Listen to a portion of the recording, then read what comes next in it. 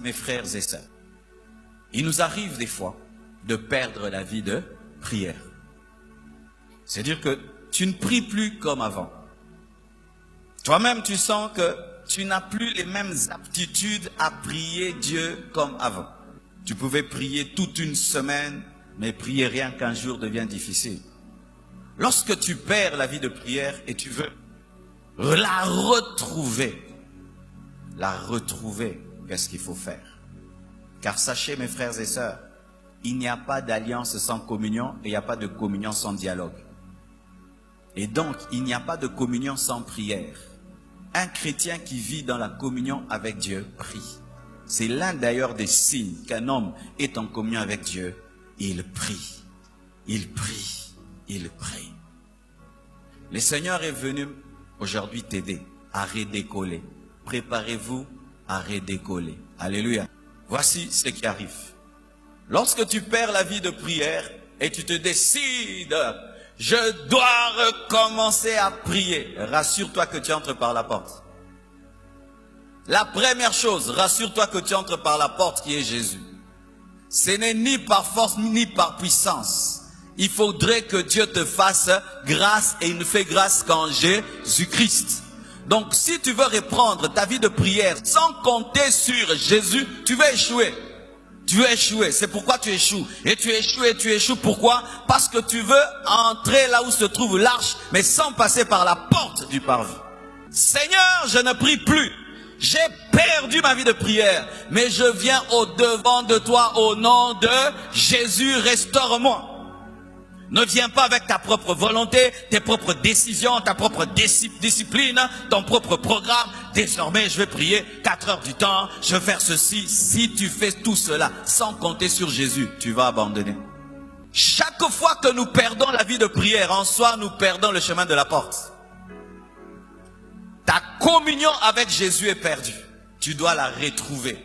Jésus doit redevenir la personne la plus merveilleuse de ta vie. Amen. Et tu entres. Mais voilà ce qui va t'arriver. Quand tu vas commencer à prier, tu vas vivre les manifestations de ta maladie spirituelle. Ça veut dire que l'habitude que tu as prise à ne pas prier va refuser de te quitter. Où il y a du bruit, tu pries, les pensées divaguent. Tu pries, ça divague. Tu as du mal à rester sur une requête.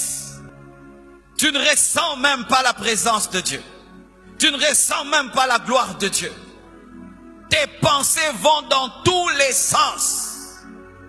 Tu commences même à te rappeler des choses inutiles, mais dans la présence de Dieu. Tu n'as même pas quoi lui dire. Tu ne sais pas rester sur une requête. Tu ne sais pas rester fixe. Tu t'assieds, tu t'agenouilles, tu te tiens debout, tu te grattes. Tu sens tout en toi, c'est la démangeaison. Tout te dit de te tenir debout et de sortir. Beaucoup de gens lâchent quand ils arrivent là. Ils disent, ah, ça va pas marcher. Non, c'est normal qu'il y ait du bruit dans le parvis. N'oublie jamais l'existence du lieu très saint quand il y a le bruit du parvis. Tu dois résister. Résister. Ton corps te dit arrête. Tu dis je continue.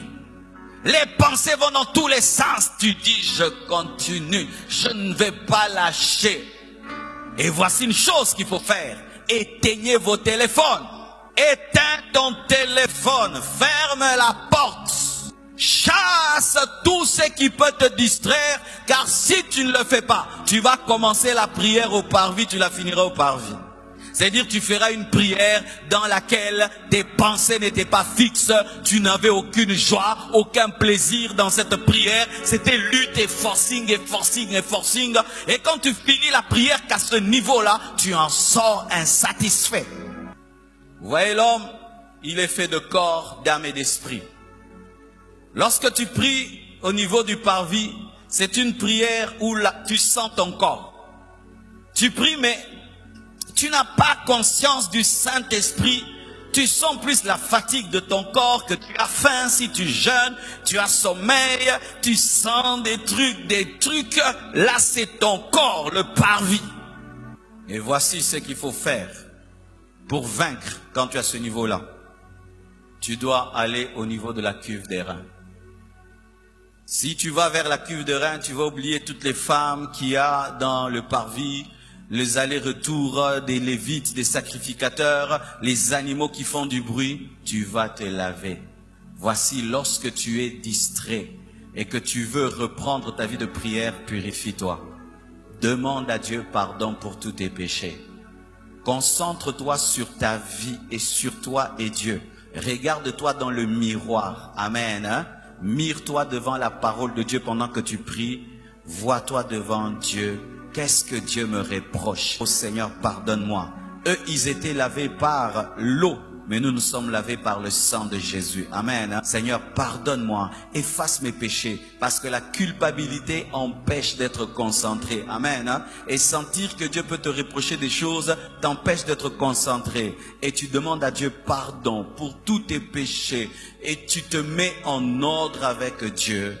Ensuite, tu te concentres sur l'œuvre de la croix, car l'autel des sacrifices représente Golgotha. Tu commences à dire à Dieu merci pour l'œuvre de la croix, pour le sang de Jésus qui a coulé pour toi, pour la rédemption, pour la justification, pour la rémission de tes péchés, pour le tombeau qui est vide, pour tout ce que Christ a fait pour toi. Et plus tu te concentres sur ce que Jésus-Christ a fait pour toi, tu commences à oublier tout ce qui se passe dans la maison, tout ce qui se passe, Tu oublies tes péchés, ton ancienne vie, et tu dis merci Jésus pour ton onction dans ma vie. C'est parce que tu es mort.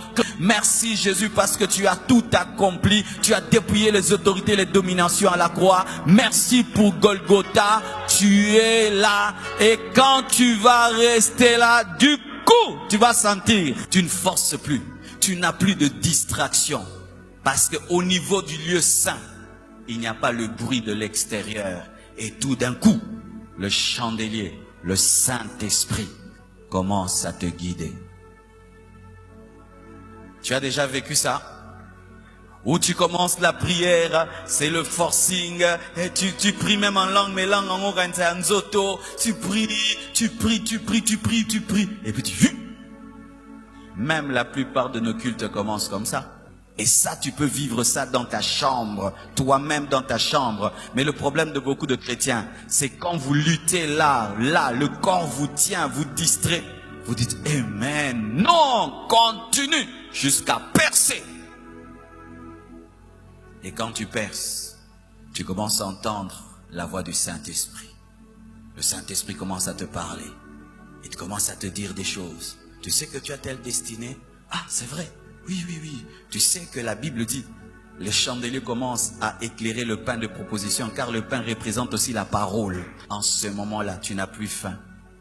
En ce moment-là, tu n'es même plus conscient de ce qui t'entoure. En ce moment-là, tu ne forces plus rien. Tu vis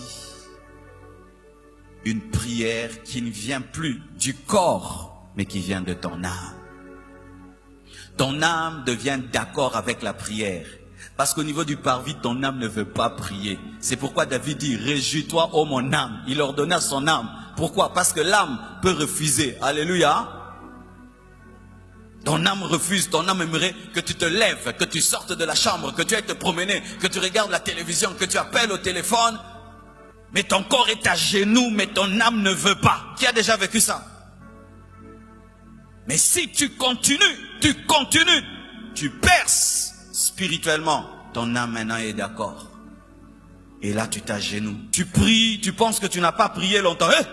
Mais la même personne qui luttait ne sent plus le temps passer. Pourquoi? Quand tu commences à parler avec le Saint-Esprit, il te parle de la parole et tu lui reprends la parole. Il t'explique les Écritures, l'amitié avec le Saint-Esprit. Avec le Saint-Esprit, il commence à t'enseigner, te parler. Tu sens l'onction de Dieu.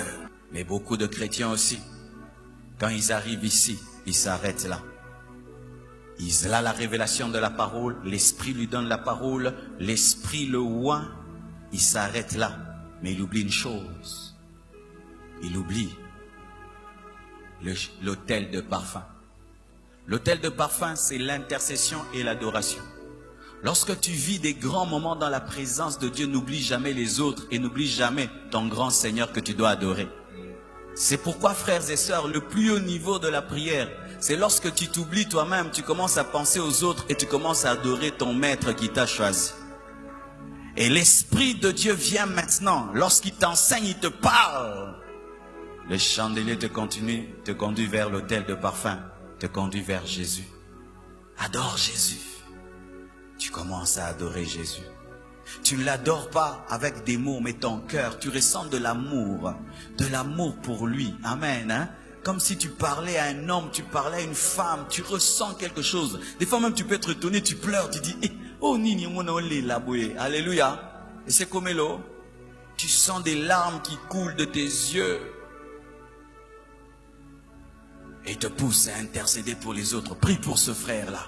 Prie pour cette sœur-là. Le parfum commence à monter. Le parfum, tu commences à intercéder pour les autres. Tu commences à adorer. Tu commences à adorer. Tu commences à intercéder. Tu t'oublies toi-même. Tu t'oublies. Maintenant, ça devient Dieu et les autres. Dieu et les autres. Dieu et les autres. Dieu et les autres. Dieu et les autres. Et tout d'un coup, ta chambre est saturé de la gloire. Un homme qui a déjà expérimenté la vraie prière jusqu'au niveau où sa chambre, son esprit est saturé de la gloire de Dieu, il ne saura plus prier ici. Il ne saura jamais faire les prières du parvis. Jamais. Jamais, jamais. C'est comme un vrai sportif, il ne peut pas faire un entraînement de 5 secondes et puis il arrête, c'est l'échauffement. Et un vrai homme qui a déjà connu l'intimité profonde avec Dieu, au point où tu oublies tout, il devient tout pour toi, tu ne sauras plus vivre une vie de prière, de distraction. Mais il y en a ici. Vous, quand vous priez, c'était là. Si tu ne pries que là, tu ne connaîtras jamais qui est Dieu. Tu connaîtras le bénéfice de la croix, que Dieu pardonne les péchés, les prières des bébés spirituels. Vous connaissez les bébés spirituels, c'est tous ceux qui savent faire quand ils prient. Dieu pardonne-moi, Seigneur pardonne-moi, Seigneur pardonne-moi, Jésus pardonne-moi, lave-moi pour les péchés d'hier, Seigneur pardonne-moi. Des prières de là. Oh Jésus, tu es mort pour moi à la croix. Seigneur, délivre-moi, bénis-moi. Le parvis. Mais quand tu grandis, tu commences à causer avec le Saint-Esprit dans la prière. L'Esprit commence à t'enseigner, te donner le pain. Il éclaire le pain. Il éclaire des versets que tu avais lus. Tu commences à les comprendre davantage, à les saisir davantage. Tu commences à entendre la voix de Dieu. Tu commences à dire, Dieu m'a parlé quand je priais. Il commence à éclairer certains domaines de ta vie que tu ne voyais pas. Il te dit, mais tu sais, tu as aussi tel potentiel. Oh, moi, oui, tu as tel potentiel. Et il commence même à te donner les noms des gens quand tu pries. Et dit, prie pour tel. Il te donne des requêtes. Bien aimé. Et il te dit des fois, arrête de prier, va lire la Bible. Tu ouvres, il éclaire et puis il te ramène encore à prier. Frères et sœurs, quand vous priez, voici ce que l'ennemi aime faire. Vous poussez à avoir conscience que de votre corps et du monde qui vous entoure et de vos besoins.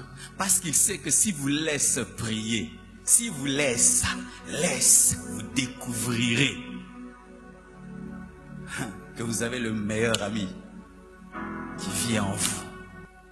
Je ne sais pas si c'est toi, mais moi, vraiment, je prie par besoin d'amitié.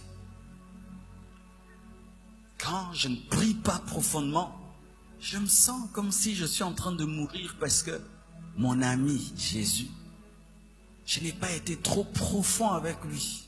Il me manque. Il me manque.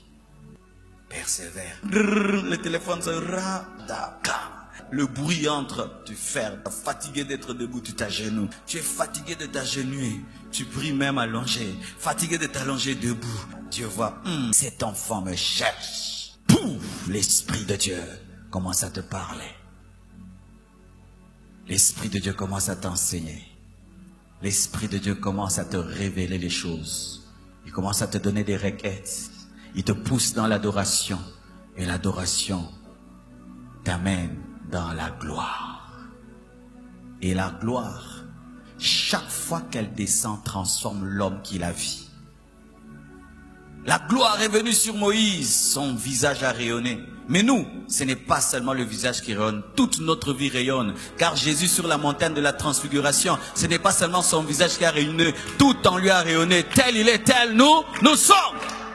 Est-ce que nous pouvons prier? Voici pour terminer. Soyez capturés par la gloire de Dieu. Une fois que tu arrives à prier jusqu'au point d'être saturé de lui, ne cherche qu'à faire que de telles prières. Et tant que tu n'es pas arrivé là, ne lâche jamais plus. Parce que comme tu l'as goûté, ton esprit n'oubliera jamais. Que Dieu vous bénisse abondamment. Merci beaucoup.